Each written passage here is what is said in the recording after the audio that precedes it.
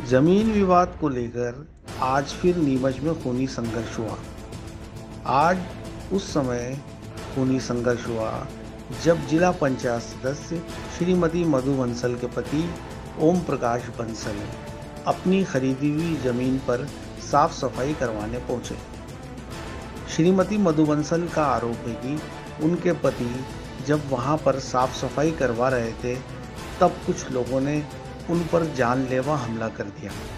इन लोगों ने उनके पति को पत्थरों से मारा, जिसके चलते वे लहूलुहान हो गए और गंभीर अवस्था में उन्हें जिला अस्पताल में भर्ती कराया गया।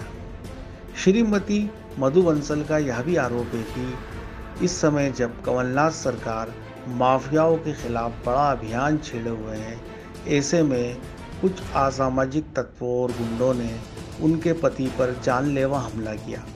ये वो लोग हैं जो श्रीमती बंसल द्वारा खरीदी गई ज़मीन पर अपना आधिपत्य बताते हैं। आज हुई इस घटना के बाद पुलिस ने मुकदमा दर्ज कर लिया।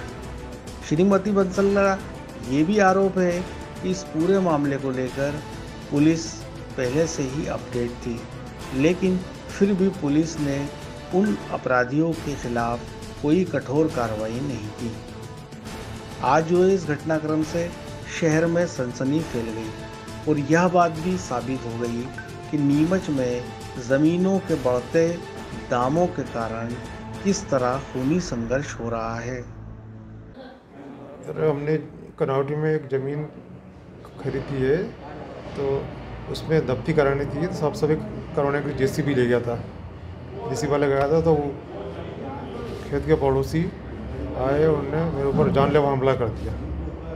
मेरे द्वारा कनौटी निवासी रुपेश गोयल से ज़मीन खरीदी गई और उस ज़मीन पे रुपेश गोयल ने बताया था कि पीछे के जो वो है ज़मीन की मालिक है, कोई ठकुराइन है, वो उसको बार बार परेशान करती है।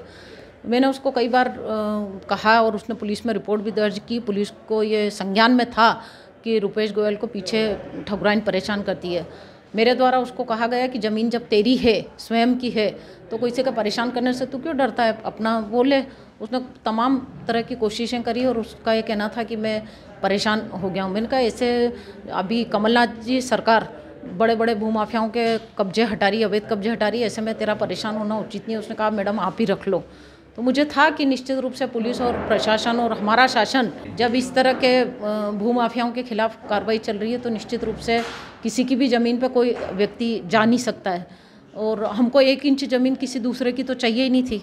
फिर भी मुझे था कि मामला थोड़ा है, तो आरआई को और उनको पटवारी को मैंने कहा कि आप इसकी नफ्ती कर दीजिए और आपकी मौजूदगी में पुलिस भी बुलवा लीजिए ताकि वो परेशान नहीं करे। और अपन सोमवार का दिन तय हुआ और फिर मैंने इनसे कहा कि आगे कांटे और वो लग रहे थे खंबे वगैरह, तो नफ्ती करने में परेशानी आएगी, साफ़ सफाई करवा लें। झाड़ी जंकार थे, केवल साफ़ सफाई करने आगे, उसकी ज़मीन तो पीछे, वहाँ तक तो गए नहीं, आगे बॉर्डर पे ही जाके जेसीबी से सफाई करवाने थे। सड़क पे ही सफाई कराने के लिए ये जब जेसीबी लेके पहुँचे और बस जेसीबी चलना शुरू हुई और उसके ठकुराइन और उसके लड़कों द्वारा इनके ऊपर हमला कर दिया गया और लड़के ने इसके ऊपर सिर पे पत्थरों से हमला किया ताकि ये पूरी जान से ही मार देते अगर ये जैसे तैसे बच के वहाँ से निकले हैं। और अभी इनकी हालत बहुत गंभीर है।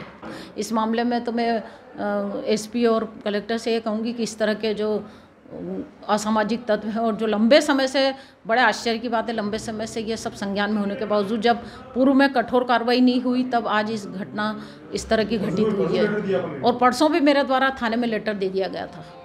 परसों भी मैंने लेटर दिया था। परसों पेड़ काटने गए थे तब वो आई थी, पर मामूली उसने कहा था पेड़ क्यों काट रहे हो, ज़मीन हमारी है, सिंपल बात हुई थी। तो इन्होंने कहा हम आपकी ज़मीन नहीं लेंगे, हम नफ्ती करा रहे हैं। वॉइस ऑफ एमपी के लिए मुश्ताक अली शाह की रिपोर्ट।